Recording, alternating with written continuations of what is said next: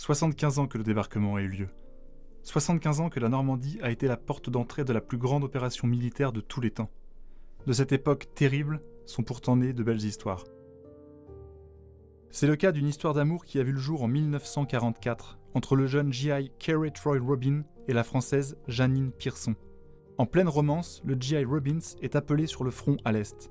Les amoureux resteront 75 ans sans nouvelles l'un de l'autre, jusqu'à ce qu'une équipe de France 2 organise et filme leur retrouvailles lors du 75e anniversaire du D-Day. La vidéo fera le tour du monde.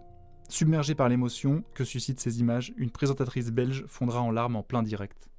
Pardon. Et voilà donc pour ce superbe moment, excusez-moi.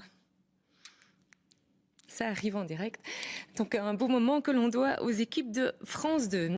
L'autre événement marquant de cette année 2019 en Normandie, où il est d'ailleurs également question de vagues, de marins, mais aussi de bateaux militaires, c'est l'Armada de Rouen qui fêtait en juin ses 30 ans d'existence. Lors de sa création en 1989, l'événement s'appelait les Voiles de la Liberté. Malgré une météo mitigée, cette 7e édition battra le record du nombre de spectateurs, avec une moyenne de 700 000 visiteurs venus admirer chaque jour les majestueux navires sur les quais de Seine. Le moment privilégié du public est certainement la grande parade des marins, défilé durant lequel chacun peut aller à la rencontre des équipages des bateaux qui, pour certains, viennent de l'autre bout du monde. Du matelot au commandant, tous les marins représentent avec fierté leur navire et certains ont un sens aiguisé de la fête. La navigation, c'est aussi dans l'espace. Et si Thomas Pesquet était le premier Européen à marcher sur la Lune ? La NASA remet l'objectif Lune au goût du jour. Une mission est en préparation pour 2024 et notre astronaute normand s'est porté candidat. En attendant, une chose est sûre, Thomas Pesquet retournera à bord de l'ISS à l'horizon 2020. Entre deux aventures spatiales, pas le temps de s'ennuyer. Parrain du bateau Initiative Cœur, Thomas Pesquet vient de traverser l'Atlantique à la voile avec le skipper Tanguy Delamotte pour ramener l'IMOCA après sa participation à la Transat Jacques Vabre, remportée cette année par le skipper havrais Charlie Dalin. Tout un symbole, quand on sait qu'il y a tout juste 20 ans, un autre havrais, Paul Vatine, perdait la vie au large des Açores dans cette course en duo qui relie la Normandie au Brésil. Le Brésil, et sa forêt amazonienne qui part en fumée de façon exponentielle à cause d'innombrables feux allumés par la main de l'homme dans le but de gagner des terres cultivables. 2019, c'est aussi la France qui s'interroge sur ses importations de soja brésilien, en partie responsable de cette déforestation de masse. Notre maison brûle et nous regardons ailleurs, disait Chirac en 2002 lors du sommet de la Terre. Comme un écho à cette phrase, l'incendie hors norme de Lubrizol surviendra à Rouen le jour de la mort de l'ancien président. Deux images en particulier disent l'ampleur de cette catastrophe. L'une, prise d'un avion, nous permet de mesurer la taille du nuage toxique qui s'étend sur 6 km de large et 22 de long. L'autre, prise à une trentaine de kilomètres de l'usine en feu, montre que les retombées du nuage dépassent largement l'échelle de l'agglomération rouennaise, avec ce toboggan recouvert de suie près de Buchy. Il y a aussi cette odeur, si prenante, entêtante et persistante.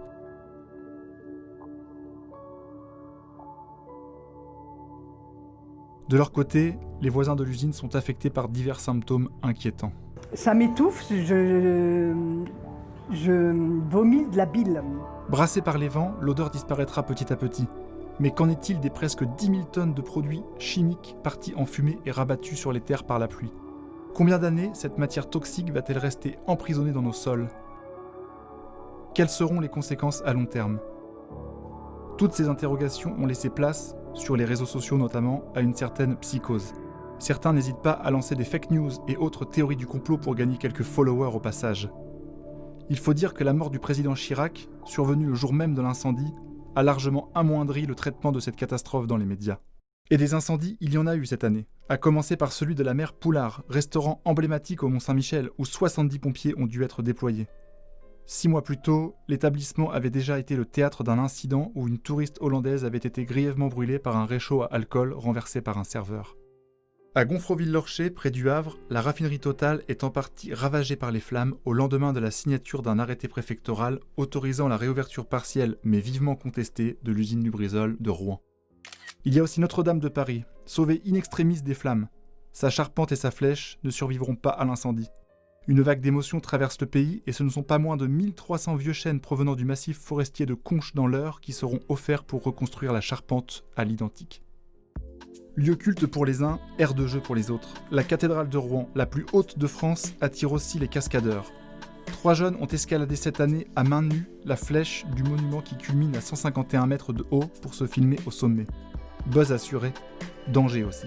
Cette jeunesse, parfois inconsciente, est pourtant la même qui semble le plus prendre conscience de l'urgence environnementale, menant à travers le monde des actions concrètes.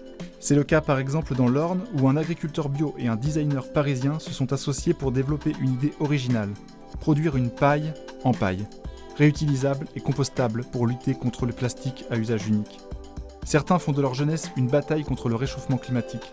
C'est le cas de Greta Thunberg, militante écologique suédoise venue à Caen en juillet pour recevoir le prix Liberté aux côtés des vétérans Léon Gauthier et Charles Norman Shea. La guerre des temps modernes est peut-être celle contre le réchauffement climatique.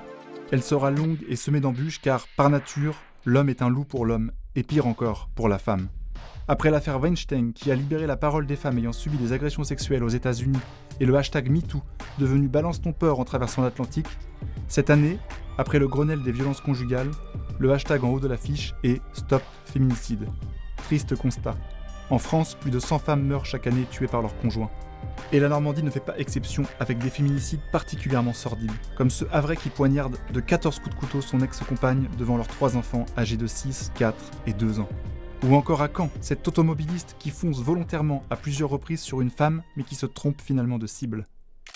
Quelques nouvelles plus légères pour finir cette rétrospective 2019, avec l'élection de Saint-Val-à-Hougue en tant que village préféré des Français dans l'émission de Stéphane Bern. De l'insolite et une première en France, avec la transformation à Rouen de l'église Saint-Nicaise en brasserie et bar à bière.